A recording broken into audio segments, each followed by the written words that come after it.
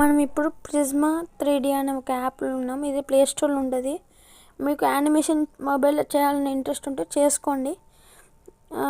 Animation నేర్చుకోవచ్చు దీనివల్ల. ఇప్పుడు మీకు చూపిస్తా ట్యూటోరియల్, అంటే పార్ట్స్ లెక్క చేస్తా చూడండి. ఫస్ట్ ప్లస్ ఐకాన్ ఒత్తితే వాక్ అండ్ జంపింగ్ యానిమేషన్ అని ఉంటుంది. దాని వాక్ ఒత్తి అది ఒక మీటర్ ఒక పాయింట్ వరకు సెట్ చేసుకుంటుంది.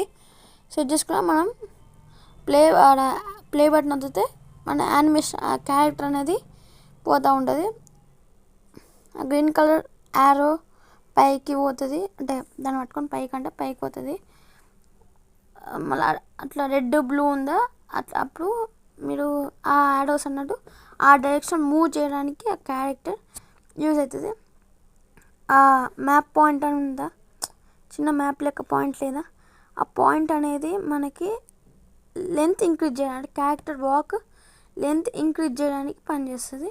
కింద మీరు ప్లస్ ఐకాన్ చేసుకుంటా అంటే ఇప్పుడు నేను లాస్ట్కి చెప్తే అది చిన్న పాయింట్ ఉంది అలా చేసుకోండి. అలా మ్యాప్ ఒక పాయింట్ లాంటిది అట్లా పాయింట్ ఇంక్రీజ్ చేసుకుంటూ పోతా ఉంటే మీకు క్యారెక్టర్ వాకింగ్ యానిమేషన్ ఇంక్రీజ్ చేసుకుంటూ పోతుంది.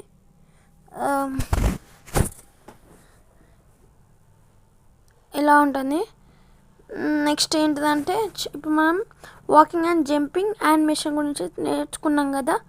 నెక్స్ట్ ఇప్పుడు మీకు యానిమేషన్ అంటే ఈ పాయింట్స్, ఇది పాయింట్స్ ఎందుకు వచ్చినాయి ఈ చెప్తాను ఇప్పుడు మీకు. ఒక హ్యాండ్ యానిమేషన్ మాత్రం మీకు చూపిస్తుంది. ఇప్పుడు హ్యాండ్ యానిమేషన్ ఆడ పాయింట్ ఉంది, పాయింట్ని మీరు